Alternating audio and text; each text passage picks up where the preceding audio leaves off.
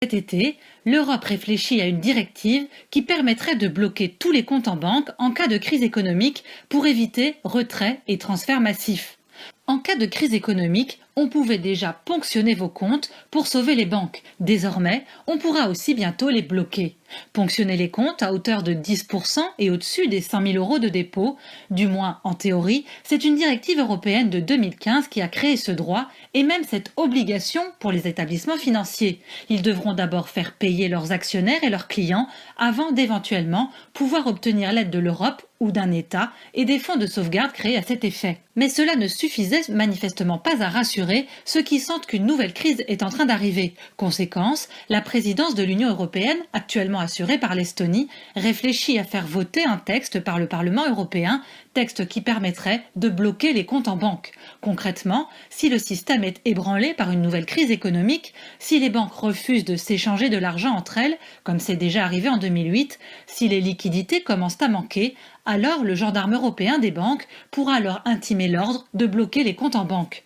Grand seigneur, le projet de texte envisage qu'un retrait minimum soit autorisé afin de pouvoir subvenir à ses besoins aux dépenses de première nécessité. Reste à savoir à combien est estimé ce minimum.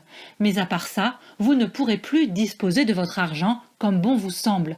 Pas question de le retirer, pas question non plus de le transférer vers un autre établissement bancaire et en particulier dans un autre pays, dans une autre monnaie. Ce blocage des comptes serait en théorie limité à 5 jours ouvrés et pourrait, si la situation est exceptionnellement grave, être porté à 20 jours. Mais on le sait, quand une crise survient, plus aucune règle et plus aucune limite fixée pourtant à l'avance ne tiennent. En cas de crise majeure, votre argent à la banque pourrait bien être durablement inaccessible, sans compter qu'il aura peut-être également été ponctionné, malgré la limite théorique, des fameux 100 000 euros, surtout faite pour assurer les foules.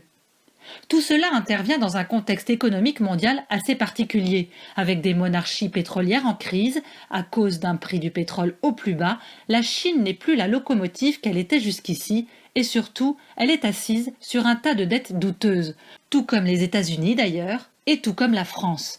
Les économistes sont de plus en plus nombreux à penser qu'après la crise des dettes privées survenue en 2008, surviendra une autre crise, celle des dettes publiques. Et devinez comment une partie seulement de ces dettes publiques, créances douteuses, puis sans fonds seront comblées, avec votre argent qui se trouve sur vos comptes et qui ne vous appartient déjà plus depuis longtemps.